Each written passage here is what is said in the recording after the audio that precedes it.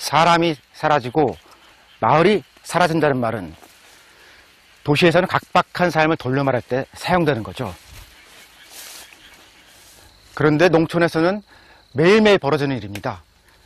농촌이 비어간다는 게 도시와는 아무런 상관이 없는 일일까요? 농촌이 이대로 아무도 살고 싶지 않은 곳으로 변해간다면 머지않아 농촌은 자연스럽게 사라지겠죠.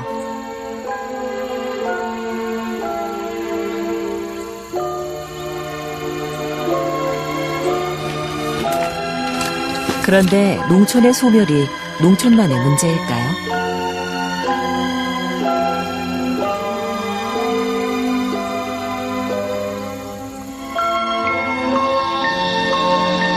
농촌이 사라지는 게 도시와는 진정 아무런 상관이 없는 일일까요?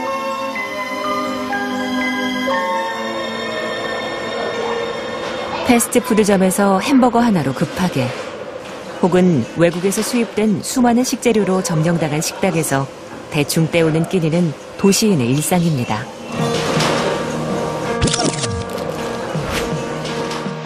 어디서 왔는지, 누가 만들었는지 알 수 없는 온갖 착색료와 향을 뒤집어 쓴, 유전자를 조작했는지 무엇으로 코팅을 했는지 알 수 없는 오늘날 도시의 먹거리는 공산품에 가깝습니다.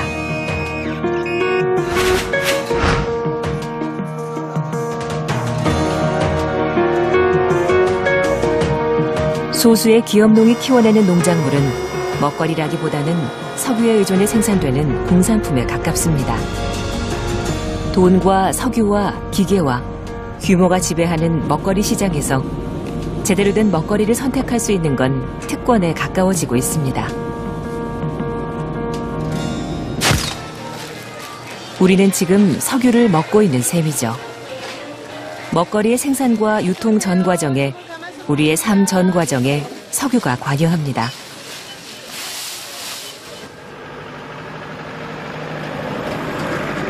사람이 떠나간, 힘쓸 사람이 남아있지 않은 농촌에서 더 많은 생산은 석유에 의존해야 가능하죠. 제철의 햇빛만으로 농작물을 키워내기엔 농촌의 노동력이 턱없이 부족한 현실입니다.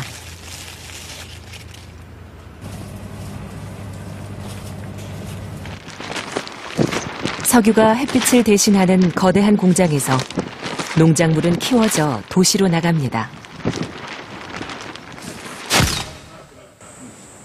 12년 전 귀농해 이병철과 이웃해 사는 삼규 씨. 도시에서 셀러리맨으로 살다 귀농운동이 막 시작되던 90년대 초, 이 마을로 들어와 농부로 살기 시작했습니다. 그는 농약과 비료를 전혀 사용하지 않는 유기농을 고집하고 있습니다. 단순한 건데 그냥 자연에 제일 가까우니까 그런 거예요. 자연 속에서 살려고 들어왔는데 최선의 방법은 그거더라고요. 유기농을 하지 않으면 자연과 닮은 삶을 살 수가 없겠더라고요. 이게 제일 확실한 답이죠. 귀농을 통해서 어떤 자연과 어떻게 어울리며 살 수 있는가. 자연에서 삶을 꾸리려면 최대한 자연과 비슷해져야 되죠. 그러니까 인간 자신도 그렇고, 인간 자신이 행위하는 그 자체도 그렇고, 그러니까 농사도 당연히 거기에 따라야죠. 농사를 자연 속에서 살겠다고 농사를 짓는데 자연과 일치하지 않으면 그건 율배반적이죠. IMF와 우방국들의 자금 지원을 통하여 현재의 금융 외환 위기를 우리 사회에서 귀농에 대한 관심이 커지기 시작한 것은 도시에서의 생존이 흔들리던 외환위기 무렵이었습니다. IMF 이후 어디에도 안전지대는 없다는 사실을 확인한 사람들은 농촌에 주목하기 시작했습니다. 생존에 대한 위기로 시작된 귀농은 무한 성장을 지향하던 도시식 생존법을 고스란히 농촌으로 옮겨 재현합니다. 도시에서 그랬던 것처럼 농촌에서도 돈이 오직 성공을 평가하는 잣대가 됐습니다. 농사는 경제적 이윤만이 아니라 지속 가능한 삶을 위한 수단이어야 한다는 당연한 진리는 실종되거나 잊혔죠. 친환경적으로 농사를 짓는 일이 계속될 수 없는 원인은 소비나 유통체계에도 도사리고 있었습니다. 처음에 귀농할 때는 사실 꿈을 갖고 왔었습니다. 그죠? 꿈을 갖고 왔는데 살아보니까 이렇게 살아가는 게 만만치가 않죠. 귀농을 해가지고 처음에 7년을 전농약 해가지고 무농약까지 농사를 지었습니다. 배농사를.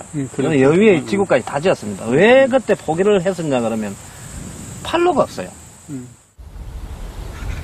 유기농 쌀은 관행농으로 생산되는 쌀에 비해 보관 기간이 짧다고 합니다. 그래서 쌀이 제맛을 유지하기 위해서는 제대로 된 보관시설이 필요합니다.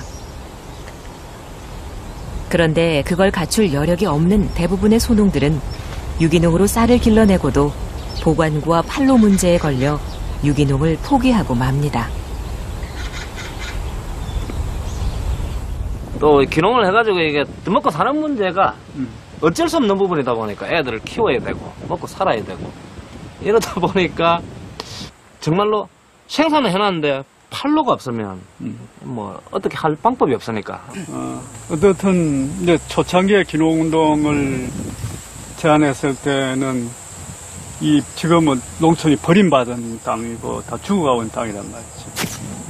그 뭐 화학비료나 농약이나 근개수 땅이 오염되고 죽어갈 뿐만 아니라 이 땅을 돌볼 수 있는 젊은 힘들이 없으니까, 이 손이 없으니까. 그런데 우리 손으로 이렇게 정성껏 생산한 거를 그걸 알아주는 도시에 있는 소비자 연대에 함께 나누고, 난 그렇게 한다면 힘들더라도 시간이 가면 농촌에 들어간 분들도 건강하게 생활 유지하면서 도시에 있는 사람들도 함께 이렇게 돌볼 수가 있다. 그래서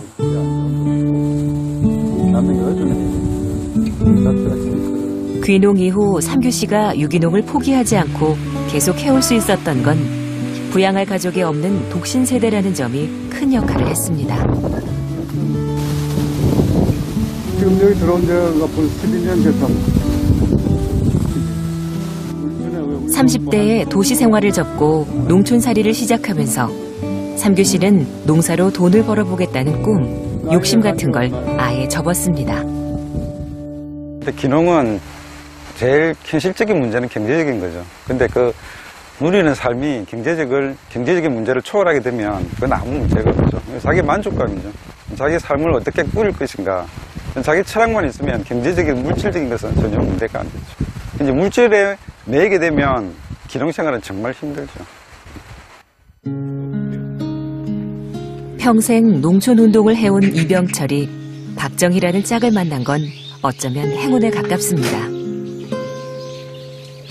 대학에 다니던 70년대에 이미 한 차례 옥살이를 했고 언제나 옥살이를 각오하고 농촌 운동을 하던 이병철의 느닷없는 청혼을 받아들여 아내가 된 박정희. 이병철과의 결혼은 일종의 각오였습니다. 여기 앉읍시다. 여기 앉았네.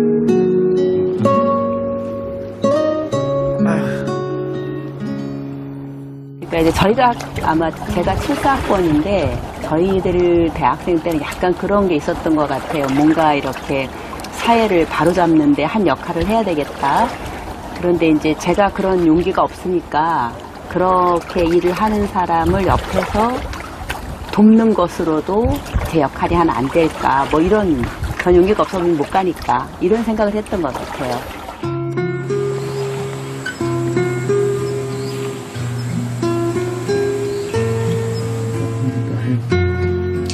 바라는 다음 주가 방학인가 봐요. 가을방학. 결혼 이후 가정의 실질적인 생계를 책임진 건 아내 박정희였습니다.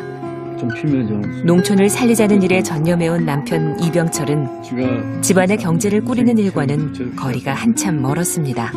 국화차가 잠이 잘 온다고 그러지 않았어요, 혹시? 남들과는 다른 부부의 역할을 받아들이는 것. 오랜 농촌 운동은 아내의 그런 이해를 바탕으로 가능했던 거죠. 결혼하고 나면 먹고 사는 문제는 저절로 해결이 될 거라고 생각을 했는데 그게 장난이 아니더라고요. 그래가지고 좀 현실적인 고민들을 좀 했죠.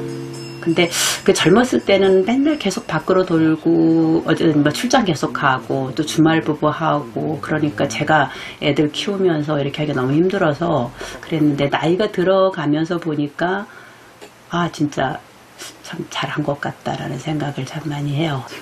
근데 다시 태어나서 또 할 거냐 그건 또 다른 문제인 것 같고요. 그래, 그러니까. 아니 근데 이런 생각이 그런 거 물어보면 들죠. 안 돼. 우리들 나이에 다시 할 거냐 그럼 다시 한다고.